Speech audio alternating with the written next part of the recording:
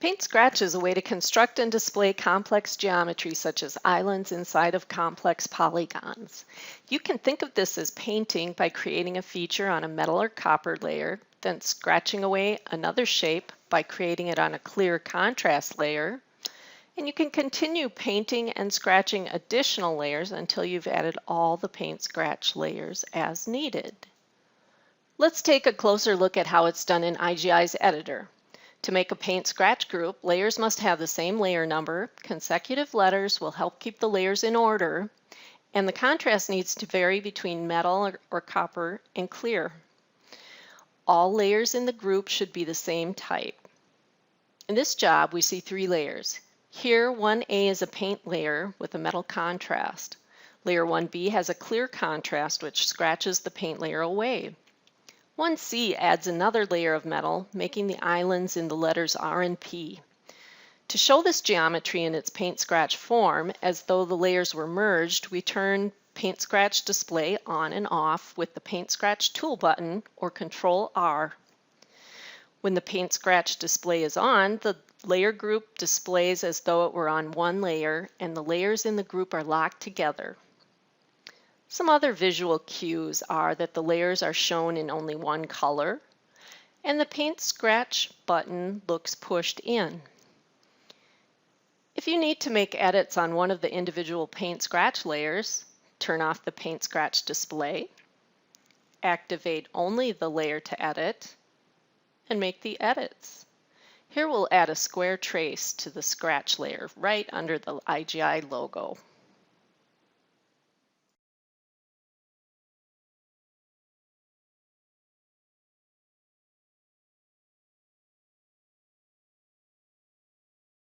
Using Paint Scratch has several benefits. You can keep the original geometry on the paint layer intact while making edits with scratch layers. Edits are often easier because the geometry is more simple for each of the Paint Scratch layers. And for most cases, Paint Scratch data is smaller, and smaller means faster processing. In this job, we have another 3-layer Paint Scratch group. To flatten or level the Paint Scratch group in preparation for export or any other reason, you can use the Merge Layers command. Geometry in the Paint Scratch group is merged into a single layer, creating complex polygons with or without holes and pad geometry. Another option is to run Polygonize Layers. This command will merge the Paint Scratch layers and optimize the polygon geometry that's created. When running this command, be sure to check the Merge Paint Scratch Layers option.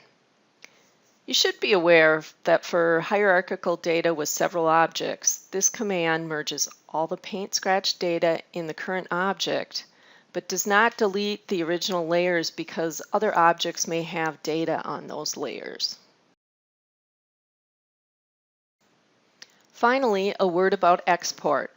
For most export types, you can expand the Paint Scratch groups to see the individual layers in the export dialog. Some export formats, such as RS-274X or DXF, will not merge the layers during export. Others, such as GDS2, have settings to control how the Paint Scratch groups are handled. So it's important to know how your export format will handle the Paint Scratch groups. To summarize, Paint Scratch is a way to construct and view complex geometry. Paint Scratch layer groups must have the same layer number. Consecutive layers will help you maintain layer order. They must be the same type, such as SIG. Layers must be varying contrasts, such as metal and clear, or in Parcam products, copper and clear. Use the Paint Scratch tool button or Control R to turn Paint Scratch display on and off. Paint Scratch can also be found on the View menu. Paint Scratch shows the layers as though they were merged and locks the layers together in the list. Use Merge Layers or Polygonize Layers on the Utilities menu to merge the geometry permanently. And when exporting Paint Scratch groups, it's important to know what's best for the target format, merging layers or not.